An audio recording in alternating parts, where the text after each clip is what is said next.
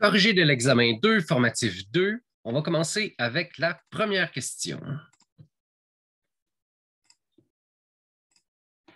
Vous vous retrouvez avec deux médicaments équivalents. Deux médicaments équivalents à donner à un patient qui a des ulcères d'estomac. Bon, on a un cours de chimie. On a un cours de chimie où on parle d'acide et base, d'équilibre et de concentration de solution. Probablement que ce patient-là a peut-être trop d'acidité dans son estomac. L'un des médicaments a un Ka de 2,3 fois 10 à la moins 5 et l'autre est de 8,7 fois 10 à la moins 7. Le Ka, ça ressemblait à quoi? Ça ressemblait à ceci. C'était notre constante, notre Kc, notre constante d'équilibre, mais pour un acide. Donc, on le sait, le médicament en question, c'est un acide. Sinon, il aurait juste dit Kc pour dire constante d'équilibre ou Kb si ça avait été une base. Vu que c'est Ka, c'est que c'est un acide. Donc, c'est un acide faible qui est capable de générer des H3O+. Le Ka, c'est les produits sur les réactifs, comme pour les Kc. Donc, plus le Ka va être élevé, plus il va être acide. Donc, il y a un des deux médicaments qui va être plus acide que l'autre. On revient à la question. Il y en a un qui est 2,3 fois 10 à la moins 5. Donc, il faut reculer la virgule 5 fois avant de retrouver notre 2,3. Et l'autre est de 8,7 fois 10 à la moins 7. Donc, il faut reculer la virgule de 7 fois pour arriver à notre 8,7. Reculer la virgule 7 fois, c'est loin, s'il vous plaît. Fait qu'il faut reculer la virgule moins longtemps avec cette virgule, avec notre premier médicament. Conséquemment, notre premier médicament est plus acide. Il va générer davantage de H3O+, que le deuxième médicament. Donc, le premier médicament est plus acide. Lequel serait le plus approprié? Bien, probablement le second. Parce que le Ka, il sert à mesurer l'acidité d'une molécule. Excellent. Voyons voir ce qu'on avait écrit dans le corrigé. Ça ressemblait à ceci. Donc, le Ka, c'est les produits sur les réactifs. Donc, c'est la concentration de H3O+. Donc, plus le Ka va être élevé, plus il va être acide. Donc, on devrait donner plutôt le deuxième médicament puisqu'il est moins acide. À la question 1, je peux poser une question sur une question de compréhension, soit sur les équilibres, soit sur les acides et les bases, soit sur voyons, les équilibres de réactions chimiques. Fait que je peux toucher à peu près à tout ça, les solutions, les solvants, les solutés, l'homogénéité. N'oubliez pas, hein, quand on fait une solution, c'est on met un solvant plus un soluté. Donc, c'est la grosse part, le solvant, la petite part, le soluté, et le total, c'est la solution. Fait que, mettons, quand on fait des dilutions, C1V1 est égal à C2V2, il ne faut pas oublier de prendre le volume total à chaque fois. L'homogénéité, ben, pour qu'une solution soit considérée comme une solution, il faut que ça soit homogène. S'il y a des grumeaux dedans, ce n'est pas une solution. On n'a pas réussi à le mélanger. Donc, il faut qu'il n'y ait qu'une seule phase. Les propriétés des substances pures par rapport aux solutions, ben, elles sont différentes. Prenez de l'eau avec du sel ou n'importe quelle solution, elle n'aura pas les mêmes propriétés, la même température de congélation, température d'évaporation, elle n'aura pas les mêmes odeurs, elle n'aura pas les mêmes propriétés que les substances pures. On a vu différentes formes de concentration, on a parlé de solubilité aussi. Chaque élément peut être plus soluble que d'autres. Prenez du sel, vous allez être capable d'en mettre moins dans une tasse de chocolat.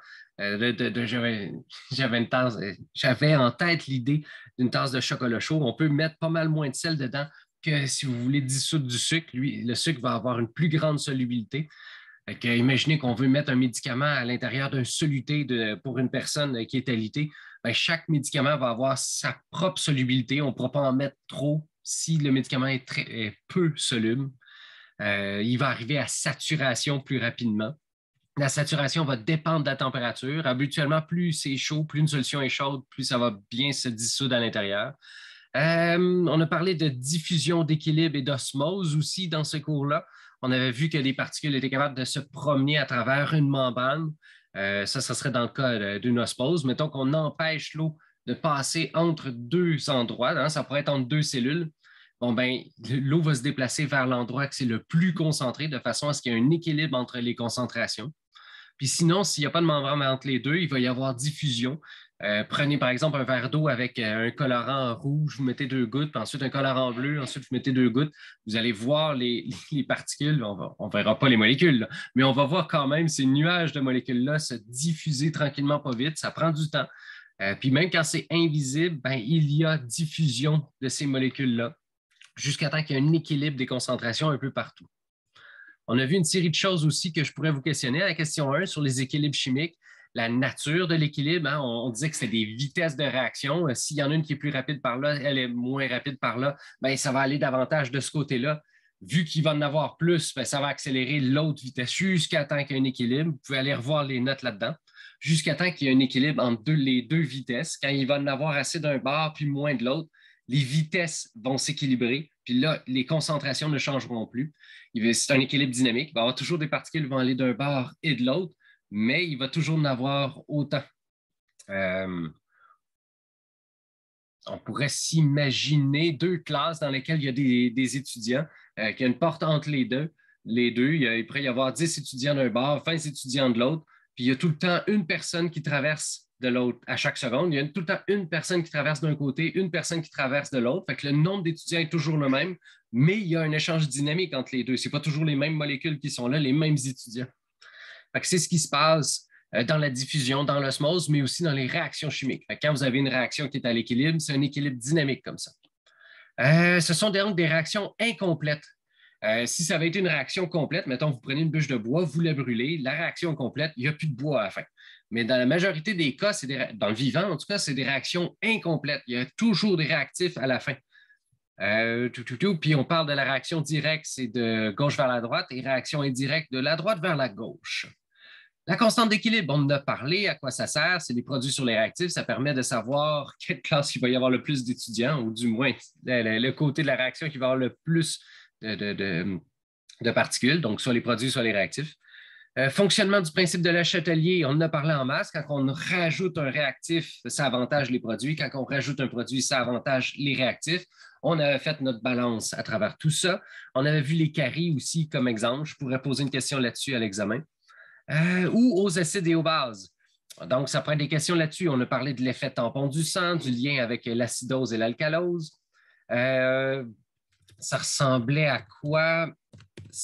On va retourner dans le cours sur les acides et les bases.